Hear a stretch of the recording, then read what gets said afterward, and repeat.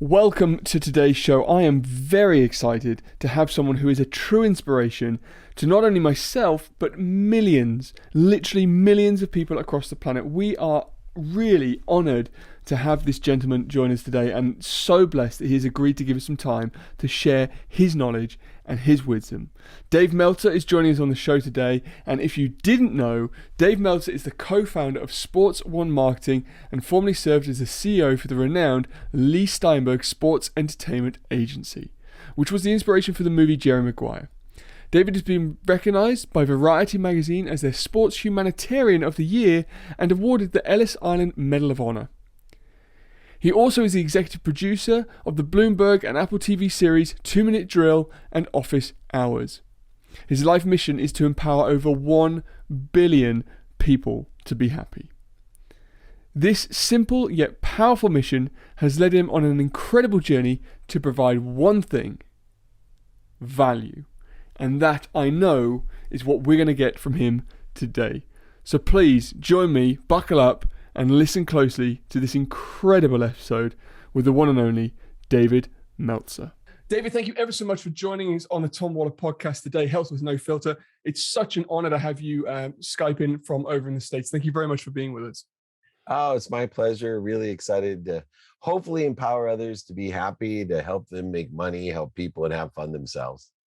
And it's exactly what I wanted to get in, because you have a mission, you have a big mission for 1 billion people to be happy. And straight off the bat, I wanted to take that direct to my audience. You've got 1 billion people over here, David's amazing vision, which I love, to the young man who has got a young family or just thinking about starting his family. And he's got this burning desire to change the world, to do something with his life and his business and legacy.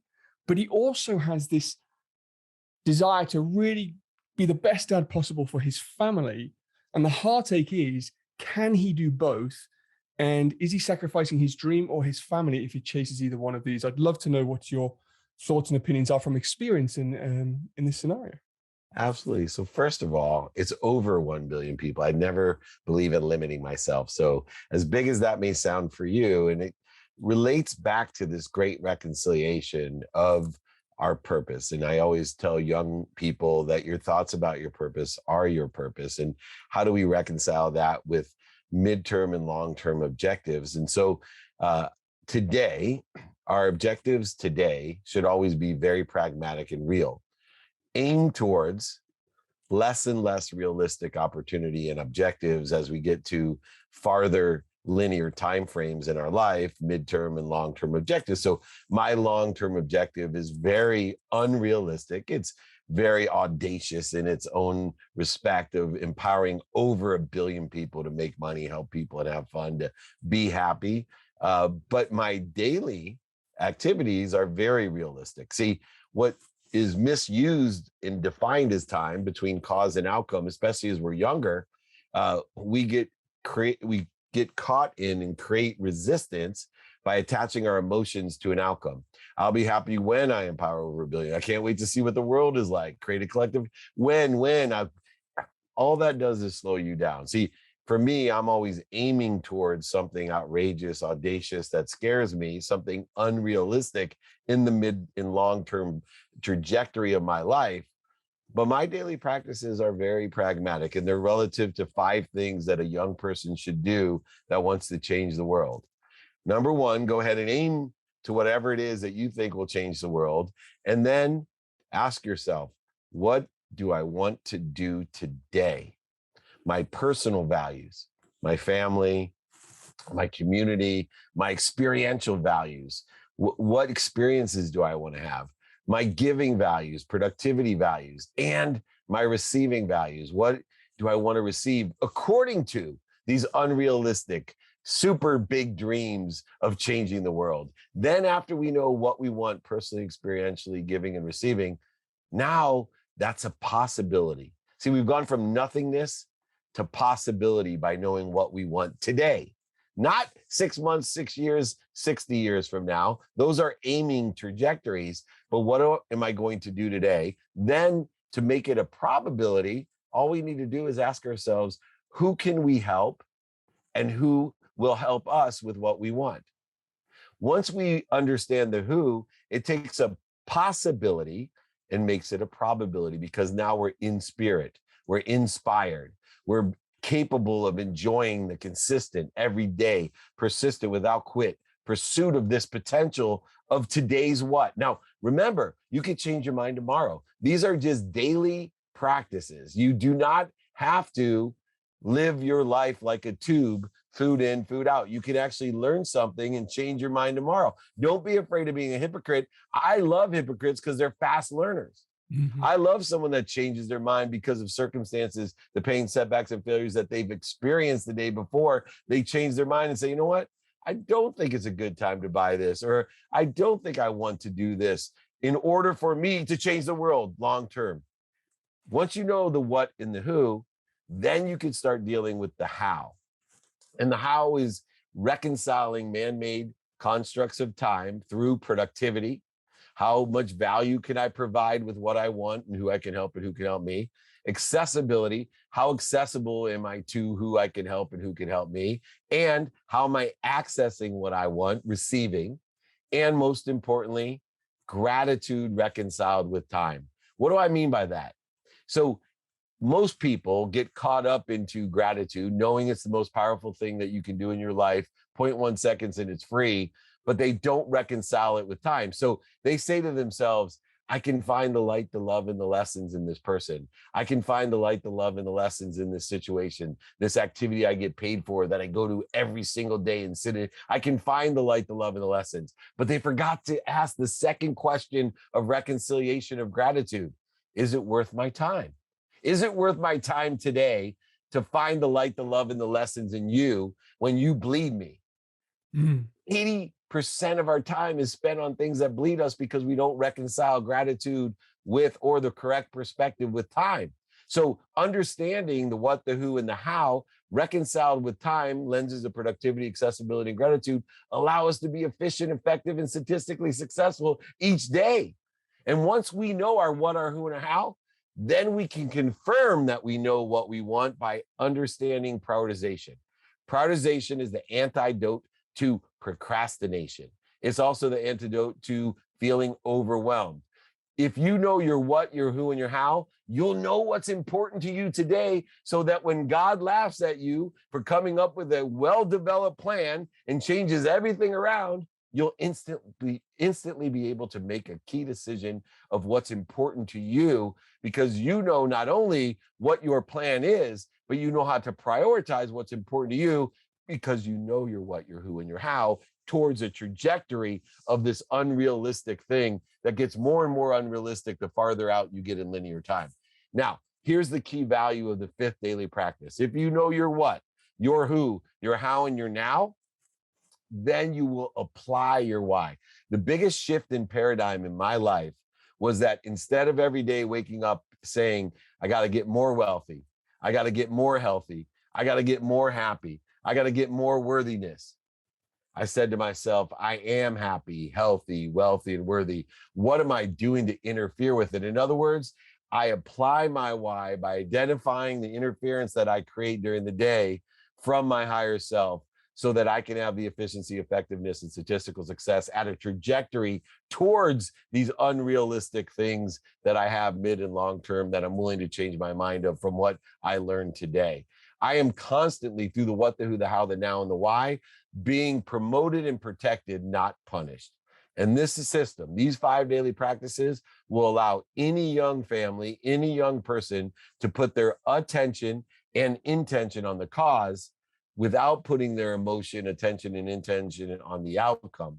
And that will reduce the amount of time, because time is defined between cause and effect, or cause and outcome, in a linear sense. So if we put our attention and intention, the coincidences will come faster. Mathematical equation of luck in life: attention plus intention equals the coincidences in our life. I love that. And it's, well, you pretty much summarized the whole summary of my questions in that 5 answers. But I've got to come back for you on that one. And it's an emotional topic for me. And we said goodbye to a very good friend of ours recently, and he'd been a chiropractor for decades, and he really had served his community. And the testament was when we went to his funeral, the church was full of the people he'd served, and the vicar that was delivering his funeral was one of his patients. But what came up on that day was that Chris never realized the impact he had.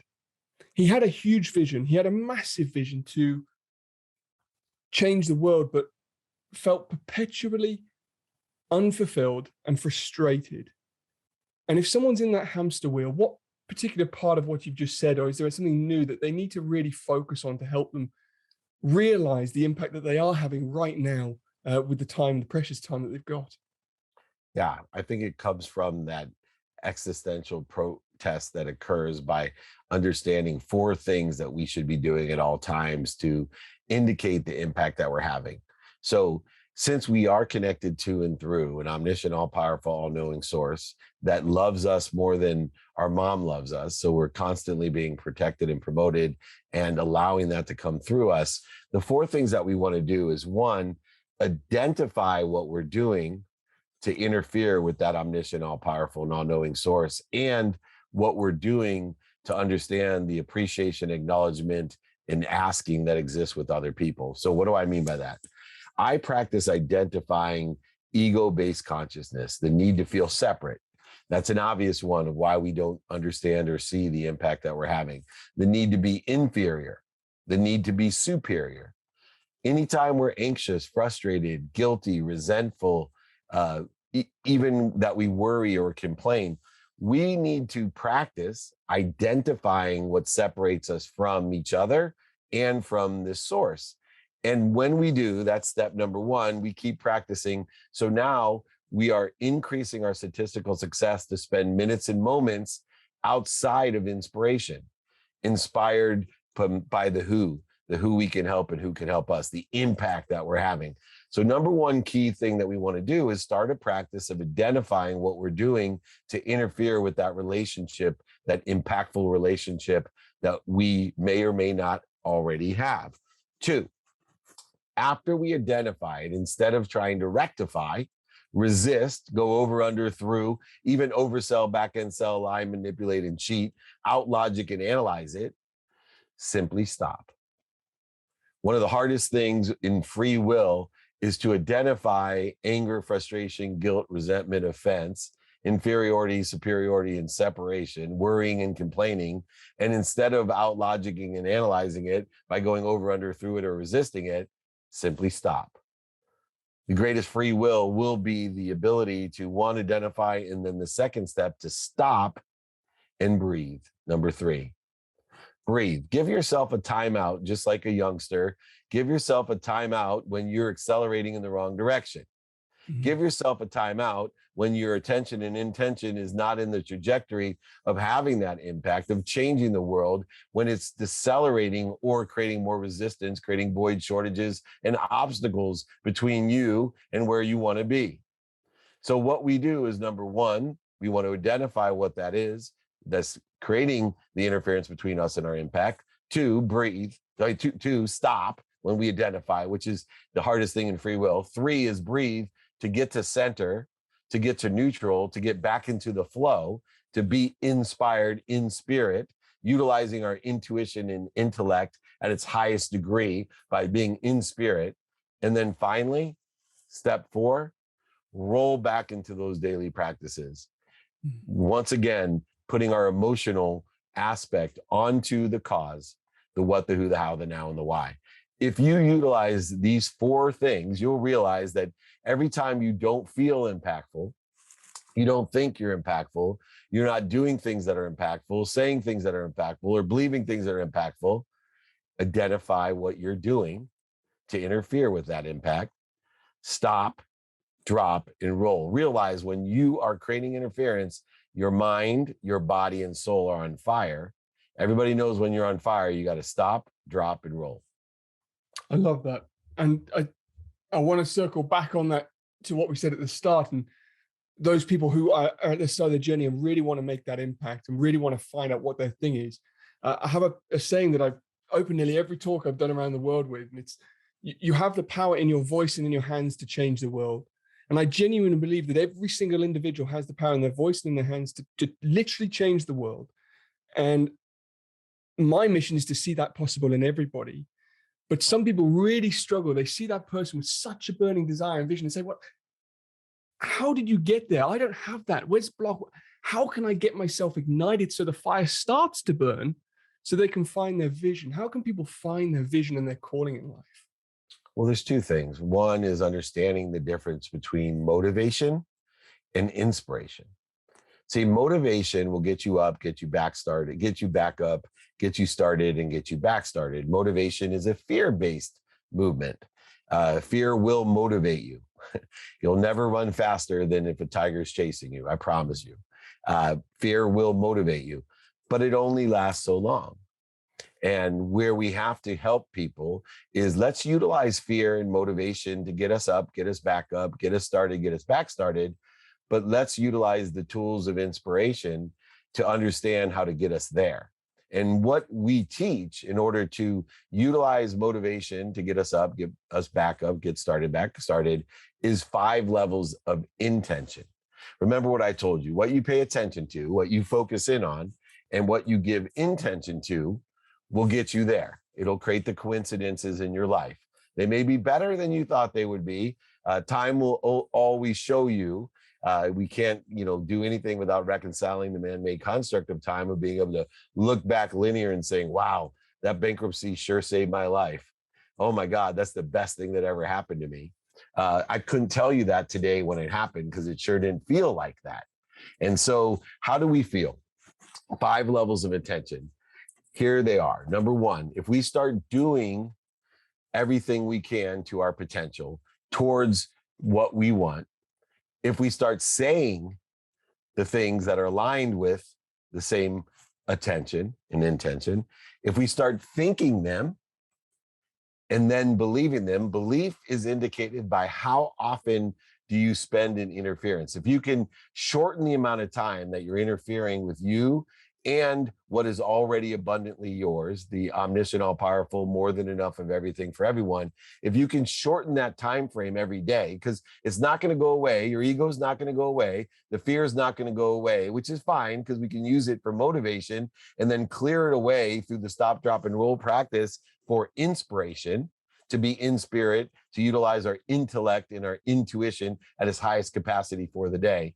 But belief is determined by how many minutes and moments we spend outside of the truth, outside of our potential. So I used to spend days, weeks, months, and years living below the line in blame, shame, and justification, need to be right, need to be offended, need to be separate, angry, frustrated, angry, guilty, resentful. I worried about everything. I complained about everything, which is even worse because that's a duplicative negative. Not only is worrying and complaining interference, but it's actually wishing for what you don't want. Most people pay attention and intention on what they don't want, what's missing, or what other people want for them. And then they're so surprised when they get it. But I've already told you attention and intention equals the coincidences in your life. So if you do, say, think, and believe, then the 5th level of intention clears its way. You will feel that. What does that feel like? Confidence and inspiration. Those are the key pragmatic indicators that you have utilized the 5 levels of intention in order to feel what I feel, in order to see, do, say, think, believe all that you want in a trajectory towards what you want, as big and audacious and unbelievable as it is. People will laugh at you. They will scoff at you. They will make fun of you. But I promise you, if you utilize the 5 levels of intention, eventually they'll applaud you. I love that. At first it's ridiculed, then it's violently opposed, and then it's accepted as truth. I hear 2 things from you, David. I hear make a clear decision in the vision and go with what you want. And I also hear, the benefit of hindsight and how you never known the lessons until afterwards. So where's the balance come between having a vision and chasing a goal and surrendering to the intelligence that is within the universe and allowing things to play out? How do you play that game? Well, that's an excellent game. And, Michael A. Singer, I think, utilizes and shows that so well in the surrender experiment. And to get clarity on one of the greatest conflicts is, how can you be so competitive, aggressive, and goal oriented, but yet surrender? They don't seem to make sense to me. They do if you understand this idea of attention and intention on the cause, not on the outcome. See, I surrender to the outcome by what? Understanding that pain, setbacks, failures, and mistakes are indicators that I have a better place, a better position to be. Now, there is one cornerstone, and it's, to me, non-religious, non-spiritual, non-philosophical, or theoretical. It's just a faith that I have, and that's that there's something bigger than me, an omniscient, all-knowing, all-powerful, abundant source that loves me more than my mom loves me, more than I love my own children. Why is that so important? Because when I am enjoying the consistent, persistent pursuit of my potential, of the what, the who, the how, the now, and applying my why, and mistakes, failures, setbacks, pain comes into my life, which it often does, I now feel not that I'm being punished, but I'm being protected and promoted. Here's the analogy that I use. When I was 3 years old, I reached out to touch a hot stove. Now, my mom's a consummate second grade teacher, Sunday school teacher. I'm 54. Yesterday for Mother's Day, she still was speaking to me as if I was a second grader. My wife was teasing my mom that my biggest problem is my mom has never hit me. And and this is the characterization of my mom. Well, when I was 3, I reached out to touch a hot stove. My mom slapped my hand so hard, and she screamed no at me. I looked up at her. I've never been hit before, let alone yelled at. And I looked at her and I just started to cry. What did I do? Why are you punishing me, Mom? Why'd you hit me? Why are you yelling at me? And then she hugged me and she said, I'm not punishing you. I'm protecting you. I'm promoting you to a better, safer place. You just don't know it. Right? I have the experience and knowledge that this stove is going to burn you. The same can be said with the faith that I have, that if a business opportunity doesn't work out, or I don't get into the law school that I wanted, or a girlfriend dumps me, or all the life things that happen, that everybody immediately goes to, what did I do? Why are you hitting me? What did I do? Why am I being punished? Instead of, thank you. I have a better place to be, a better position to be in. Thank you so much for protecting me and promoting me to a place that I don't know, from things that I don't understand. And it is my pursuit to do and to understand it with full faith by giving everything I have, all my attention and all my intention, to enjoy the consistent everyday, persistent without quit, to use, as Einstein most eloquently put, the rule of 72, because compound interest doesn't just impact the energy of money, it impacts your behaviors. And the more consistent we are, they aggregate on one another and accelerate within. Understanding relativity, understanding compound interest, understanding the rule of 72. To me, the mathematical physics, quantum physics, and metaphysics that are relative to my potential, my growth and expansion, which is symbiotic and synergistic with the universe, which also expands, grows, and accelerates at an extraordinary rate. It does not create a zero-sum game for us. Biggest mistake people make is they think if they receive, somebody loses, that they somehow win and somebody loses. It's not true. We live in a value-add universe. When you receive, you add value. When you give, you add value. They are simply one. I love that. And I love your mum's story. It reminds me of my father did something, well, very different, but similar. He used to come downstairs in the morning and he used to slap me on the back of the legs. And he says, Thomas, that's because I know you're going to be naughty later today. So he got the punishment out of the way first. So maybe my learning in that is, shit's going to happen at some point in life, so we might as well accept it's coming. As we finish up, David, and again, I really appreciate your time. I mean, I think God has blessed us to have you on the show, and not me, but the people who are going to listen to this. And I really am grateful for you sharing your time. But you mentioned money there a minute ago, and especially here in Britain, we have a very negative connotation when it comes to money. And you have a saying, I'm going to bastardize this, but to to impact people, make money, and have fun doing it. People can see the fun, they can see the impact, but they are scared to make the money. And this show is all about health with no filter, and a huge part of health that is neglected is financial health. So if we take the filter off it and remove any of the BS, why should people be making more money? Well, here's what happens in many cultures, including my mom. We learn to appreciate what we have. When we appreciate something, it adds value, it expands it. Then we learn to give it away. In fact, many cultures, you've heard this statement that my mom taught me: the more I give, the more I'll receive. So what happens is we appreciate what we have, we expand our vessel, we acknowledge it by either giving it away, allow it to be stolen, manipulated from us, or lost. It doesn't matter how it leaves us, because I live in a value add world, not a zero sum world. So what do I care how it's acknowledged? Acquiring the knowledge of what I have only occurs when it leaves me. So I learn appreciation and acknowledgement, but somehow we get confused that we live in a zero sum game, and we feel guilty, resentful, offended, separate, inferior, and superior when we ask for help or ask for more money. And so what happens is our expanded vessel that we've appreciated, we've added value to and acknowledged, slowly but surely, if we don't ask for more, dissipates and dissolves and diminishes in its capacity. And we end up not even being capable of taking care of ourselves, let alone of other people. I do get questioned and even ridiculed with my main mission of being happy, which is to make a lot of money, to help a lot of people, and have a lot of fun. It's not helping people, but having fun and then making money. It'll never happen. And so I live in this value add game where I teach people to create abundance, to have faith. There's more than enough of everything for everyone, by asking for help and asking how you could be of service or value as well. I've created an open-ended question template that makes it very simple to expand and accelerate your personal and professional life by finding out who has an open mind at the time that you're asking, to find out what they're doing today, what they like and don't like, and then ask one transitory statement. Would it help you if I did this for you?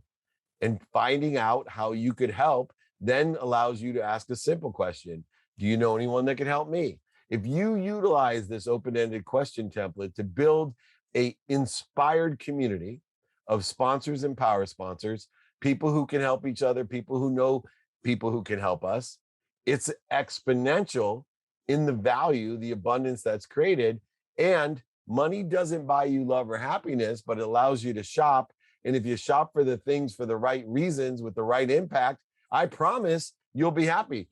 I made twice in my life an extraordinary amount of money, and buying Ferraris and things, to make me happy, buying things to impress people I didn't like, ended up in a very shallow, empty place. But when I started building community centers, giving scholarships to kids to go to college, helping out people in need, that money was extremely useful. And I will tell you, it has made me and other people extremely happy. And so I think it's very important to shift our paradigm, to understand we live in a world of more than enough of everything for everyone. You don't live in a world of not enough. You're not a victim. You don't have to live in the world of just enough for me, buying things that you don't need to impress people you don't like, giving to receive, but instead live in an abundant world of more than enough of everything for everyone. Appreciate what you have, acknowledge it, and ask for more. Thank you so much. I really appreciate everything you said on the show today. I know our audience has learned so much. If they want to find out more from you, where can they find out more? Well, I'd love to offer those guides to everyone, the 5 daily practices or the open-ended question guide. They're all free. Email me directly, david@dmeltzer.com, david@dmeltzer.com. If you forget all of this, just Google me, David Meltzer. You'll find out where to reach me. I answer everything myself. David Meltzer on Instagram, LinkedIn, TikTok, everywhere, David Meltzer. Thank you so much. And if there's anything that I can do to help you, please reach out and let me know. God bless you. I really appreciate you and your team for setting up today. And I hope you have a great and wonderful rest of your week. Thank you, Tom. Remember, be kind to your future self. Do good deeds. Share my content as well. I appreciate it. Thanks so much. Thank you. Bye-bye. Bye bye, Tom. Thank you. Thank you, team.